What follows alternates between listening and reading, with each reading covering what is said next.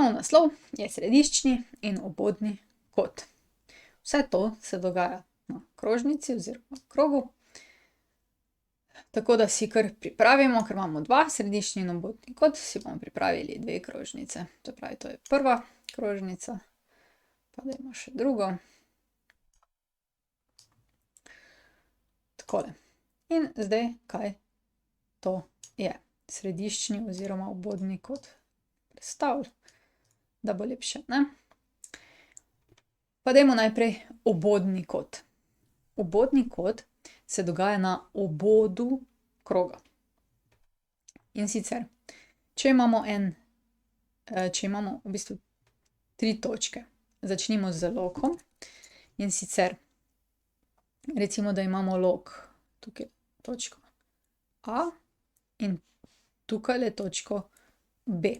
Obodni kot nad tem lokom, se pravi nad lokom AB, je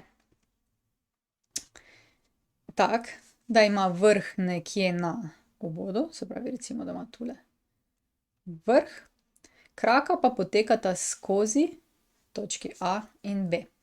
Tako da dajmo zdaj še tule povezati. Se pravi, obodni kot ima vrh nekje na obodu in pa gre skozi 2 točki tudi na obodu. V bistvu vse 3 točke predsedujejo tem obodu, ne. Tule je zdaj ta naš kot. Se pravi, kot A v B je obodni kot nad lokom AB. Tako. Pa ga mogoče označimo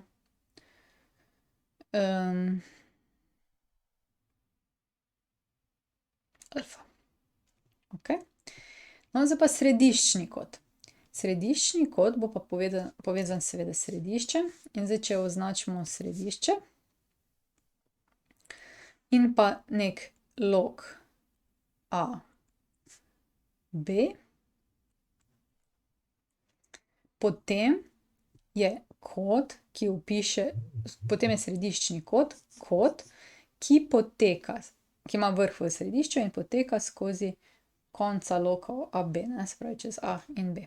Se pravi, središčni kot bi bil zdaj, dajmo tudi rdečo, da bomo konstantni, od središča skozi A en krak in drugi od središča skozi B.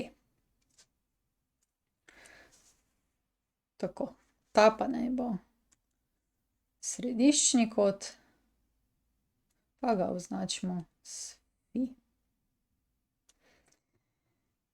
Takole, ne, se pravi, zdaj pa kot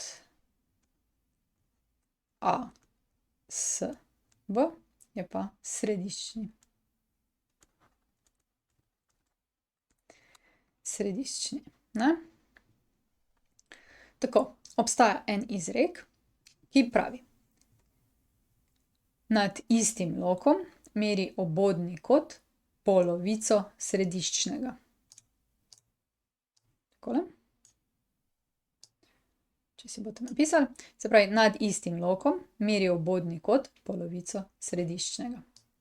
To pomeni, zdaj, če si pogledamo tule, ne, tole je središčni kot.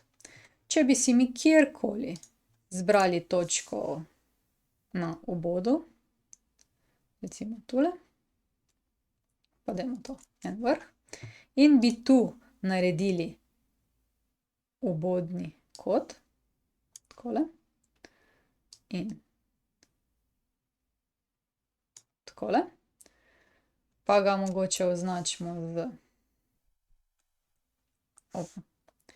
z alfa, potem bi veljalo, da je dvakrat obodni kot, se pravi dvakrat alfa, enako fio, enkrat središčni, ne. Se pravi, tale je glih za pol tegale. Pa si poglejmo, kako to izgleda s to aplikacijo GeoGebra.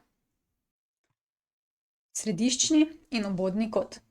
Središčni in obodni kot sta povezana, z izrekom. In sicer izrek pravi, da je 2x obodni kot enako središčnemu. In tule imamo narisan krog. Tule je obodni kot, tule pa središčni. Zdaj, obodni kot, ima vrh na krožnici, prav tako tudi obe točki kraka. Središčni ima pa vrh v središču, takih ločimo.